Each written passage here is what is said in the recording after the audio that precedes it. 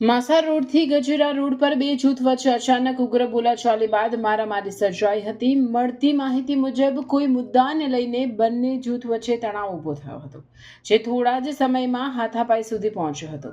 ઘટનાને પગલે થોડા સમય માટે વિસ્તારમાં અફરાતફરીનો માહોલ સર્જાયો હતો. સ્થાનિક લોકો દ્વારા મામલો શાંત પાડવાનો પ્રયાસ કરવામાં આવ્યો હતો.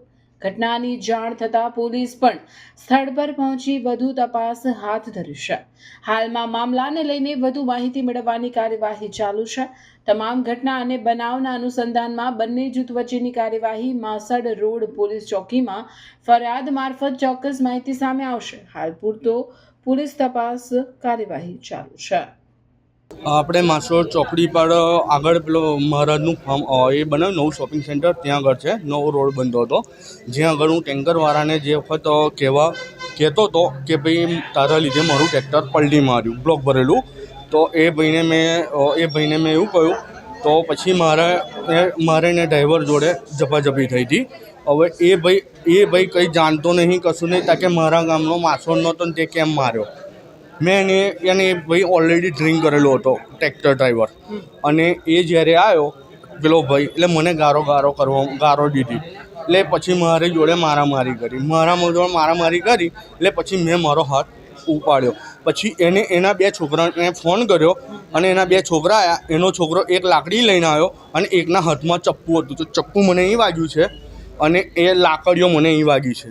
અને એ બે જણ મને જળ રાખ્યો, બે છોકરાએ, અને એનો બાપો ને એ છોકરો એકાદ વારા પરથી હાથમાંથી ખૂંચીને મને મારતા હતા. અને મારા એ લોકોને મારેલો છે, મારા ડ્રાઈવરોને અને મારા મજૂરોને મારેલો છે, લેબર મજૂરોને. ના, મારું કામ કોઈ નહોતું ચાલુ. મારું કામ માસોડ મસ્જિદમાં બ્લોક નાખતો હતો. હું સપ્લાયર છું બ્લોકનો, પેવર બ્લોકનો સપ્લાયર છું.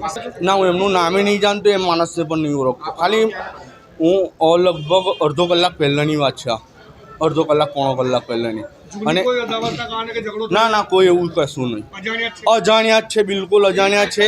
હવે એ લોકોને મનમાં કઈ બાબતે મને માર્યો એ મને નહીં ખબર. અને એ સરપંચને કઈ બીજી બાબતે, જે જૂના સરપંચ છે એમને પણ તેમનું બોમણા તે ફલાણું ઢીકનું બધું જેમનું તેમની ગારો પણ બોલતા હતા. એના પપ્પા, જેની જોડ મારે બબાલ થઈ, એના પપ્પા એના બોમણા તે બધું બોલતા હતા.